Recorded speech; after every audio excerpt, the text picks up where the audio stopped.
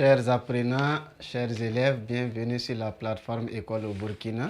Je réponds au nom de Confé Moumini, je suis professeur certifié de lycée et collège et option histoire-géographie. Aujourd'hui, nous allons nous entretenir pour la classe de la terminale D.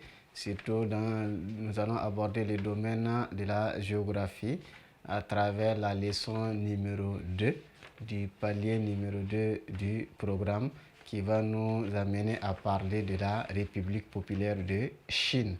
Nous avons abordé et analysé les États-Unis d'Amérique à travers les atouts et les contraintes du milieu naturel, les atouts et les contraintes de la population, parler également du système économique américain avec ses forces et ses faiblesses, et pour finir, aborder l'influence ou les manifestations de l'influence des États-Unis dans le monde. Nous allons faire autant pour la Chine en parlant aussi des atouts du milieu naturel, les atouts et les contraintes du milieu naturel chinois, les atouts et les contraintes de la population chinoise, parler aussi du système économique de la Chine qui est un système un peu particulier. Et pour finir, aborder les manifestations de l'influence chinoise à travers le monde. Donc, leçon numéro 2, la Chine.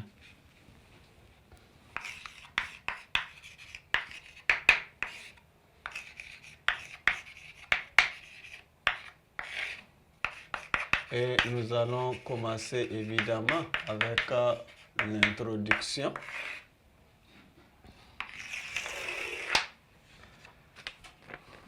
Donc là, la Chine, c'est l'une des grandes puissances, puisque le chapitre même, c'est pour parler de deux grandes puissances mondiales, les États-Unis et la Chine. La Chine, c'est un géant, c'est une grande puissance, et compte tenu également de plusieurs aspects, industrie, agriculture, commerce, ainsi de suite. La Chine est un territoire qui couvre une superficie de plus de 9 millions de kilomètres carrés. On estime la superficie chinoise à autour de 9,6 millions de kilomètres carrés. 9,6 millions de kilomètres carrés comme superficie avec une population d'environ 1,441 milliard d'habitants. Actuellement, c'est la deuxième population au monde. Avant, c'était la première population au monde, c'était le pays le plus peuplé. Mais l'Inde a réussi, à travers les statistiques que nous avons observées récemment, l'Inde a réussi à prendre le dessus sur la Chine en devenant le pays le plus peuplé du monde avec environ 1,6 milliard d'habitants et la Chine autour d'1,441 milliard d'habitants. Donc, la Chine devient... elle reste toujours un pays très peuplé, mais elle n'occupe plus la première place en termes de population au monde. C'est également un territoire très vaste avec 9 millions de kilomètres carrés qui offre d'importantes opportunités pour le développement économique et avec combiné à la population, la Chine possède des atouts importants qui peuvent encore renforcer le développement économique du pays. Donc, nous allons aborder en petit les atouts et les contraintes du milieu naturel de la Chine. Les atouts et les contraintes du milieu naturel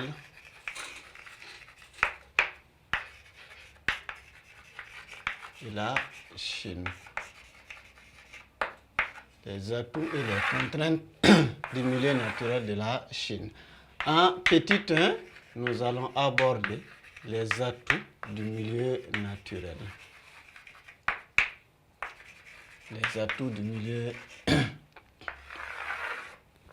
les atouts du milieu naturel de la Chine. La Chine possède un milieu naturel qui peut être un atout très favorable pour le développement économique du pays. Et nous commençons par même l'immensité du territoire et l'existence également des débouchés Donc l'immensité du territoire et la vaste étendue des côtes. Donc comme premier atout, c'est un territoire immense, 9,6 millions de kilomètres carrés. L'immensité du territoire et la vaste étendue des côtes chinoises.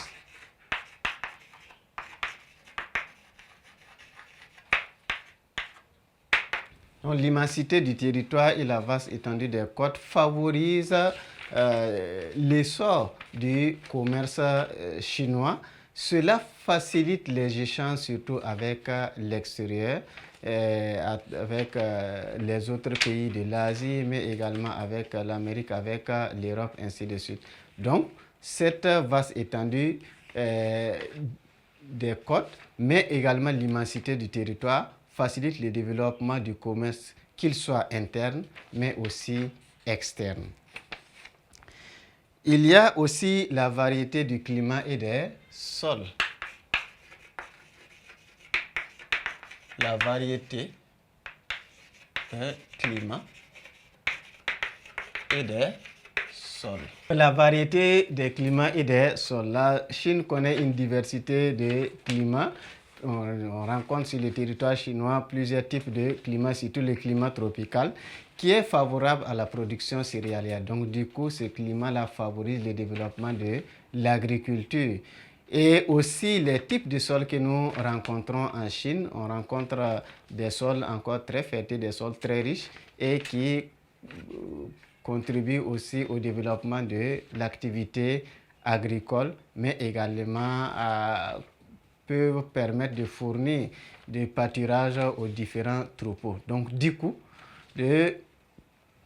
la diversité des climats et des sols favorise le développement de l'agriculture, contribue au développement de l'élevage, mais aussi est un élément important pour le développement du tourisme, compte tenu également des temps, des températures que ces types de climats-là offrent dans plusieurs régions et qui attirent des touristes. Donc la variété des climats et des sols contribue au développement de plusieurs activités économiques comme l'agriculture, comme l'élevage, mais également comme l'activité touristique.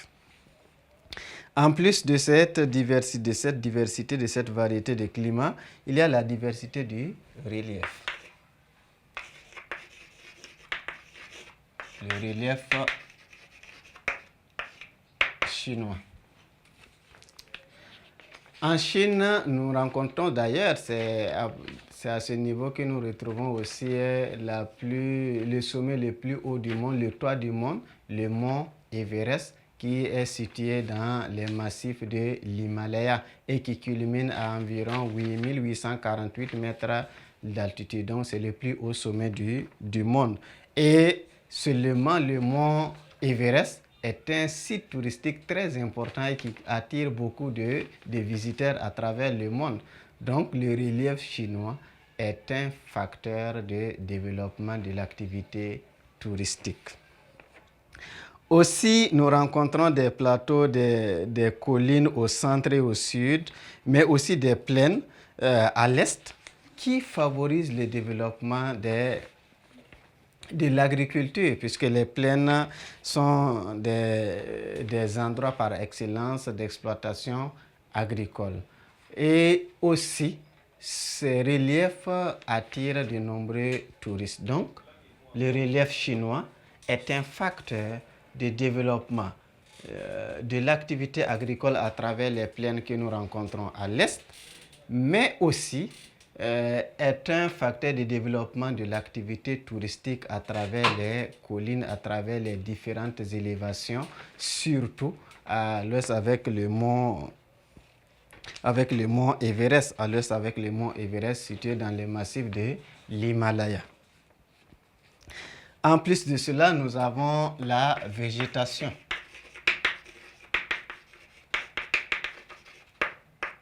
La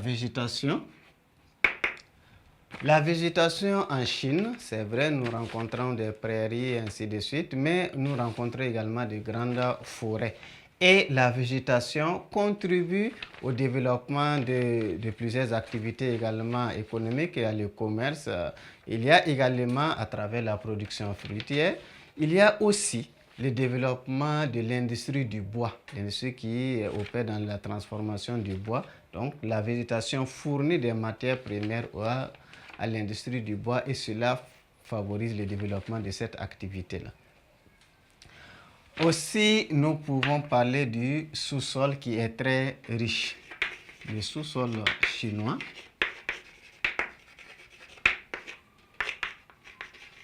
très riche en hydrocarbures,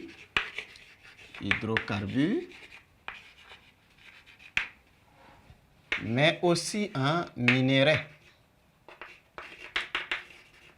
En hydrocarbures, mais aussi en minerais. Donc, le sous-sol chinois est très riche en hydrocarbures et en minerais et cela facilite aussi le développement, la production d'électricité, mais également le développement de l'industrie. Il y a les minerais, il y a également les hydrocarbures qui rentrent dans le fonctionnement dans le développement de plusieurs activités, surtout l'activité industrielle. Il y a l'activité extractive, il y a les raffinages, ainsi de suite. Donc, le sous-sol chinois est très riche en hydrocarbures et en minerais et cela contribue au développement de l'activité industrielle, mais également à l'animation du commerce de la Chine, surtout avec l'extérieur. Donc, voici ce que nous pouvons retenir comme atout du milieu naturel. Peut-être nous allons ajouter les différents fleuves, les puissants cours d'eau,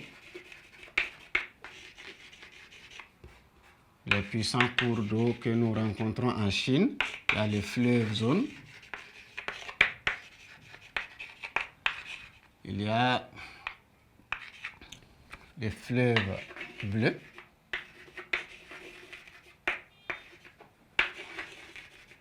fleuves Tarin, etc. avec des centaines de lacs, environ 300, plus de 300 lacs que nous rencontrons sur le territoire chinois. Et ces cours d'eau-là contribuent de façon très considérable au développement de l'économie chinoise parce que ces cours d'eau constituent des atouts très importants pour de nombreuses activités économiques. Il y a l'agriculture à travers l'irrigation. Ces cours d'eau facilitent l'irrigation pour le développement de l'activité agricole. Ces cours d'eau également, certains sont utilisés comme moyen de transport, comme moyen de communication et cela permet quand même de faciliter les échanges avec certaines zones, avec certaines régions. Ces cours d'eau également facilitent le développement de l'élevage à travers la fourniture d'eau pour les différents troupeaux, mais aussi le développement de l'activité de la pêche. Donc, de façon résumée, ces cours d'eau que nous rencontrons en Chine favorisent le développement économique à travers les différentes opportunités que cela offre aux activités économiques pour leur fonctionnement.